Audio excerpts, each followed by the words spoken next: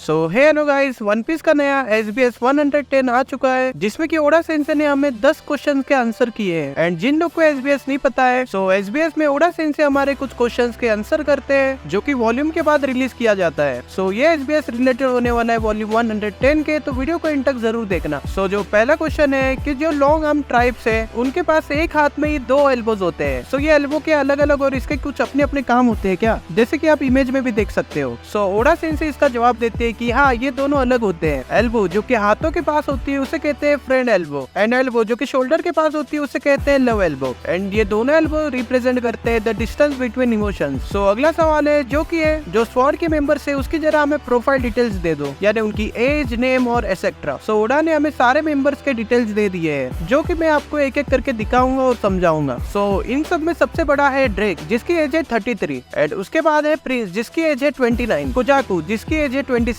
हेलवेपो जो कि है 22 साल का, एंड अपना कोबी जो कि बस 18 साल का है, और हिबारी जो कि बस 17 साल की है जो कि कोबी से भी छोटी है। So the oldest ford member है अपना ड्रेक और द यंगेस्ट फॉर्ड मेंबर है अपनी हिबारी। सो यूमा अगला क्वेश्चन पूछती है। सो चैप्टर 105 में लूफी एक टेक्निक यूज करता है जिसका नाम है गोमू गोमू नो जायंट, जिसमें कि वो एक जायंट का रूप ले लेता है, मतलब जायंट जैसे बड़ा हो जाता है। सो अगर वो जायंट जैसा बड़ा हो जाता है तो उसके कपड़े भी कैसे उसके साथ बड़े हो जाते हैं, एंड साथ ही में उसके सैंडल्स भी, यानी अगर लूफी जायंट बन रहा है तो उसके कपड़े और सैंडल्स तो टूट और फट जाने चाहिए ना। सो ओडा सेंसे जवाब देते हैं कि अगर लूफी जायंट बनता है और मैं उसके कपड़े भी फाड़ दूं तो हमें वो सब देखना पड़ेगा जो कि इन लोग ने देखा था, वो भी जायंट फॉर्म में, एंड ये लिटरली कोई भी नहीं देखना चाहता। सो अगला क्वेश्चन रीडर करता है कि ये जो फायर एल्डर है जो कि इतने अच्छे कपड़े पहनते हैं, सूट वूट में रहते हैं, ये इनके लिए कोई डिजाइन करता है क्या, एंड अगर इसका कोई डिजाइनर है तो हमें उसका नाम भी बता दो। सो ओडा सेंसे बताते हैं कि इनके लिए एक प्रॉपर डिजाइनर है जो कि इनके लिए कपड़े बनाता है, एंड इन बुड्ढो के डिजाइनर के नाम है न्योरनो न्यारमानी, एंड ये है उस डिजाइनर का फोटो, एंड ये जो कपड़े बनाता है ये फायर एल्डर्स के अलावा और कोई नहीं पहन सकता।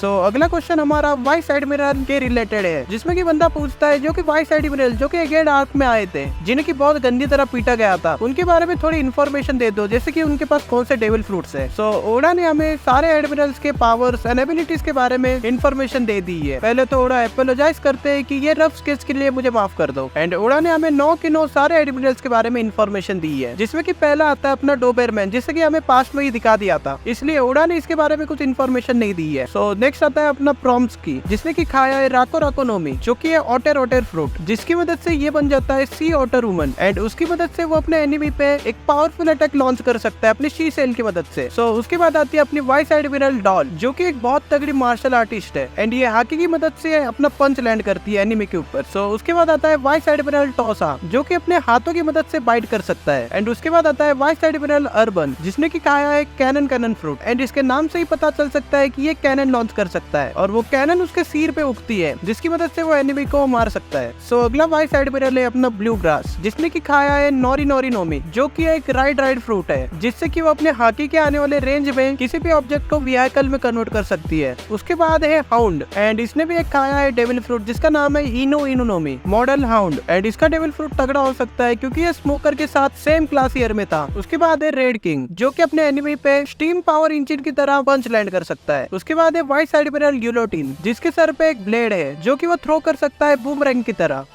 सो अगला क्वेश्चन बहुत इंटरेस्टिंग पूछा है रीडर ने कि फुजितोरो और आरामाकी का पहले फॉर्मल ऑक्यूपेशन क्या था, क्योंकि उन्हें टाइम स्किप के बाद डायरेक्ट एडमिरल दिखाया गया है। सो ओडा सेंसे से पहले बताते हैं आरामाकी के बारे में। सो आरामाकी जो कि बिलोंग करता है ईस्ट ब्लू से, एंड वो टाया किंगडम का एक पुलिस ऑफिसर था, और उसने एक लड़की के साथ कुछ तो तगड़ा वाला सीन कर दिया जिसकी वजह से उसे प्रिजन में भी जाना पड़ा था। बट जब गवर्नमेंट को इसकी पावर का अंदाजा पता चलता है तो इसे डायरेक्ट ऑफर मिलता है एडमिरल बनने का, एंड यस वो ये ऑफर एक्सेप्ट कर लेता है। सो ओडा सेंसे अभी हमें बताते हैं फुजितोरो के बारे में। सो फुजितोरो बिलोंग करता है वेस्ट ब्लू से। सो फुजितोरा को गैम्बलिंग हाउस में बहुत बड़ा लॉस हुआ था जो कि लोकेटेड था ट्विन स्टेक आइलैंड पे। चलो जो हुआ वो हुआ, पर वो जिस जगह पे एज अ बॉडीगार्ड काम करता था वो गवर्नमेंट ने खरीद ली बहुत तगड़े पैसे देके। सो आगे जो न्यूज हमें ओडा सेंसे देते हैं वो बहुत तगड़ी है।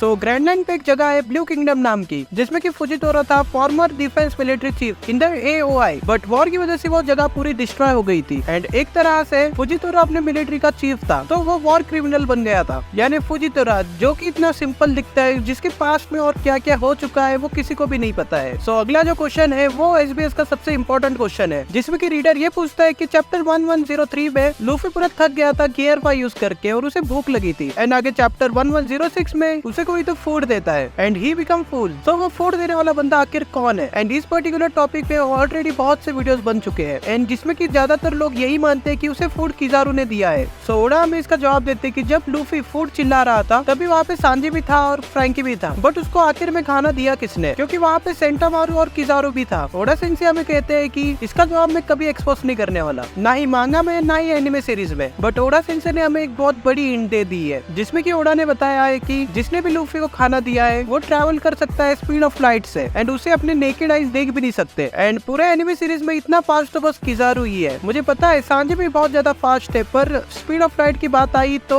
किजारू का ही नाम आता है क्योंकि उसका डेविल फ्रूट ही यही रिप्रेजेंट करता है। सो क्या बता आगे जो थेरीज वीडियो अब तक बने हैं जिसमें कि किजारू गवर्नमेंट को बिट्रे करेगा एंड ज्वाइन करेगा स्ट्रॉ हैट्स को, ये थेरी अभी सच भी हो सकती है। सो आज के क्वेश्चन बस इतने ही थे और अपना वीडियो भी इतना ही था, बट अपकमिंग थर्सडे को ओडा हमें और 10 क्वेश्चंस के आंसर करने वाला है जो कि इस एसबीएस से भी बहुत इंपॉर्टेंट क्वेश्चंस होने वाले हैं, जो कि आने के बाद मैं तुरंत वीडियो बना दूंगा। सो तभी के लिए वीडियो पसंद आई हो तो वीडियो को लाइक करके चैनल को सब्सक्राइब कर देना।